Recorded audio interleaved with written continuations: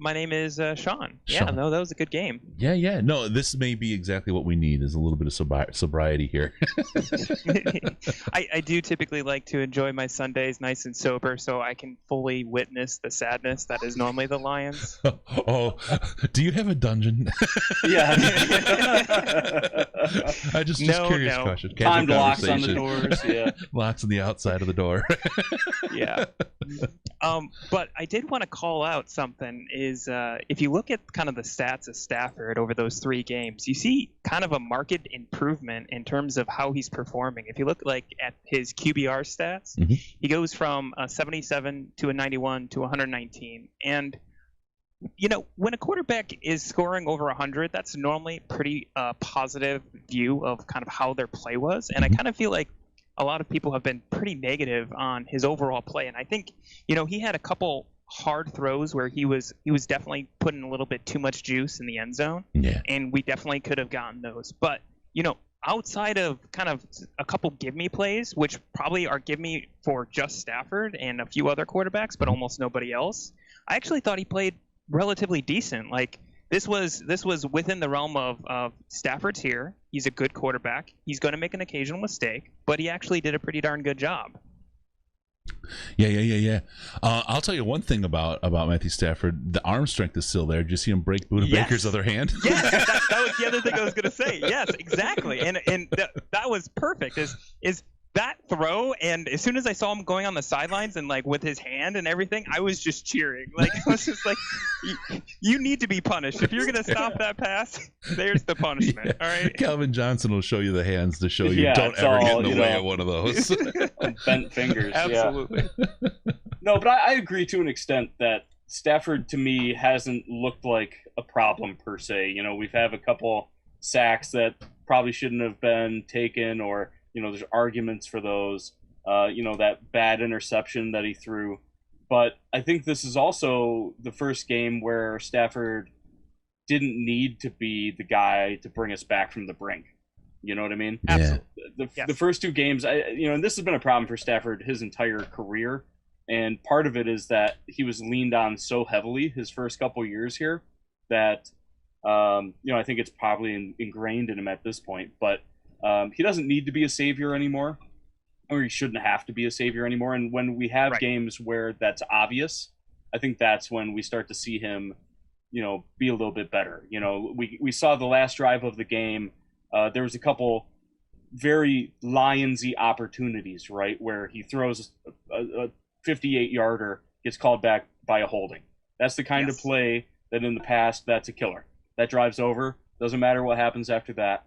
But Stafford stayed calm. He made the passes he needed to make to Marvin Jones. Marvin broke a tackle, took us out of the hole.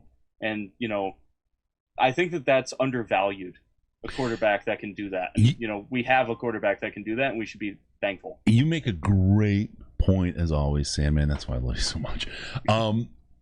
Matthew Stafford, well, despite you know the knocks that he's taken in this show and whatever for the last couple of weeks, in this game he did what Kyler Murray couldn't. He took the team down to score what was needed to win the game, and Kyler Murray couldn't do that at the end of the game. And it wasn't the crazy Matthew Stafford heroics, you know, quote unquote garbage time wins, anything like that. This was he confidently took the team down. He faced adversity with the hold call, the callback, and he took the team down to a position where they could win the game. And there's a lot to be said for a guy who can do that, and it's an absolute NFL quarterback trait. And we burned a lot of clock. We managed the clock so well doing that. I was just, again, team game, but he stood in there and he did what Kyler Murray couldn't do at that end of that game, and deserves a heck of a lot of credit for being able to do that. Absolutely. Well, and you know, I also really liked the time management. This was one of the few games where I'm actually like really watching and loving what I'm seeing, right? Like so many times I feel like we're calling the timeout with there's like 2 minutes and 40 seconds, or I feel like, and we're like, hey, let's call a timeout.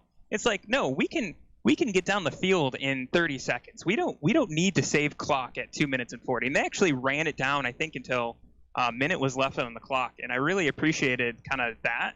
And then the one other thing that I wanted to call out, and I feel like he's kind of been getting a pass, and, you know, he had a couple breakout plays each of the games, but just that is Marvin Jones. Like, Marvin Jones has almost been completely silent these 3 games. Like, he's get one good pass that saves a drive, and that's it. And I don't want to put all of the woes of Stafford onto a single player like that, but if we didn't have Kenny Golladay, and if Marvin is, I don't know, is he 80% of what he used to be last season? It just feels like he's lost a little bit of a step. That if you don't have a target to throw to, it's kind of hard to be a quarterback in the NFL. And I honestly feel like Marvin Jones and Kenny Golladay would be 2s on most other teams. That maybe has a negative viewpoint on our wide receiver and maybe too much on Stafford, but I actually kind of think that they wouldn't be the number 1 on any other team outside of Aaron Rodgers, Matthew Stafford, top 10 to top 5 quarterback. I will tell you, you're exactly right. And I'm going to refer to the Patriots game today because that's what we do in Lions Land right now with Quinn and Patricia. Who's Harry and who's the other guy, right? They're wide receivers, except Edelman, right? I mean, that's their wide receiver. The other guys, if they can catch it, great. It's an interesting approach to the game, and I feel like, for Matthew, having a Calvin type of receiver changes this whole offense. Golladay looks spectacular out there, right? He did exactly what, and even Jesse James had a great game today for Jesse James, right? He looked good out there. Amendola early had a nice catch. Swift, if he could flex those shoulder blades a little more, he could have caught that ball. But mostly catching the ball was great. But you're right, Marvin Jones has been silent, and I don't know if that's because they were shutting him down. Peterson was on him. I don't know exactly what was going on. We'll have to watch that as the games go on. But it was definitely Golladay that was the guy that if they didn't bracket him in the crossing route, he was open and he was getting the ball. Well, Absolutely. and Stafford needs a safety blanket. He's a quarterback that needs that. And I think that when he was drafted by Mayhew, they knew that, and that's why they took Brandon Pettigrew so soon thereafter. Yep. When you have a Calvin Johnson, that's a permanent safety blanket while he's on the field. I think Golladay is similar, that Stafford knows that he can kind of toss a few up if he needs to in a pinch. Someone's bearing down on him, he just kind of toss it over, and Golladay will make something happen. Yep. But we were hoping that that Hawkinson would be able to do that, that Swift might be able to do that. But so far, I kind of agree that he hasn't really had a safety blanket, and Marvin Jones is doing what Marvin Jones does, which is disappear when he is not facing the number 2 corner. Yep. He'll get his scheme opened, but he really doesn't get separation. And when you're Matthew Stafford and you're trying to make a quick decision, the guy that's got a guy right on his back is generally not the choice. I'll tell you one other thing that affected the play calling today was, and likely how they used Marvin Jones as well. You didn't see Kenny Golladay doing a whole lot of verticals. There was a whole boatload of crossing routes. I have a feeling they were being a little extra careful on that hammy and not using full Kenny Golladay out there. God, I can't speak. And Marvin Jones was taking a little bit of that. And that's why he was covered, because he just doesn't do well in that role, right? That's not how he plays well.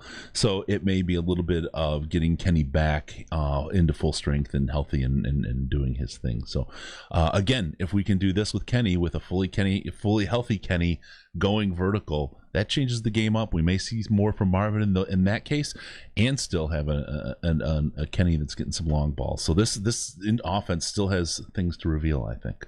Yep, and Absolutely. long balls open everything up. They open up screens, they open up run game, they open up tight ends. It's definitely been missed the first 2 weeks.